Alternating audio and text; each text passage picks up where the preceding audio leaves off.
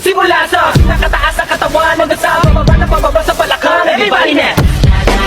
Yo, ito na mabibigwasan ko dito yung Silvana. Pagka dito naman dumating dito yung si Chan at saka yung Franco. Tapos, Sa sunod-sunod pagkamalasan ng mabuti mo, huwag kang mag-alala, limutin ang problema. oh yeah.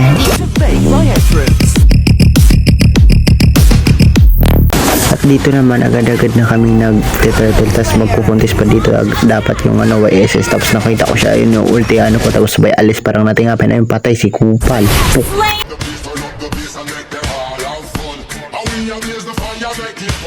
Ito naman agad-agad akong pumupunta sa flowback ng kalaban, nagre-respo agad ako dito, agad patay yung SS. So nakita ko yung Silvana, ayun po pa na highlights, edit nyo yun. Tapos dito nakita ko yung Franco, nag-hook yung Franco pero di na ako napag-react. Ayun, patay ang Kupal, tanga-tanga. Back up. At dito tamang abang lang ako dito sa Merit kasi ang lakas na instinct ko na may dumaan at yun ako nagkakamali. Nandito yung si Chan ay nag-clean shot kasi di nakatama. Oh, what the highlights. Edit nyo yun.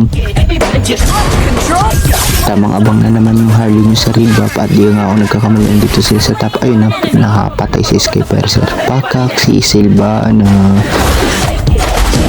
tapos nag-chill na ako dito sa may riba. Pinakita ko sa mid yung MM nila yung pinuntahan ko. Akala ko kaya pitasin dito pero di pala naka-rose gold. At saka kumako na rin dyan. Tapos binabalikan ko what the highlights. Ayaw mo bumalik ha. Ayaw mo ha. Edit nyo yun guys. Edit nyo yun. Tapos dito naman nakita ko naman dito yung YSS. Ayun, binalikan ko din siya. Gold pack up. Hook pa yung Franco. Di naman nakatama.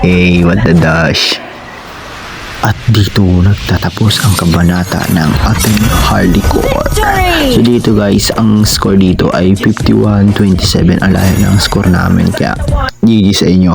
At dito nagtatapos ang ating first vlog ng Mobile Legends. Bang papalo and like naman. Thank you so much.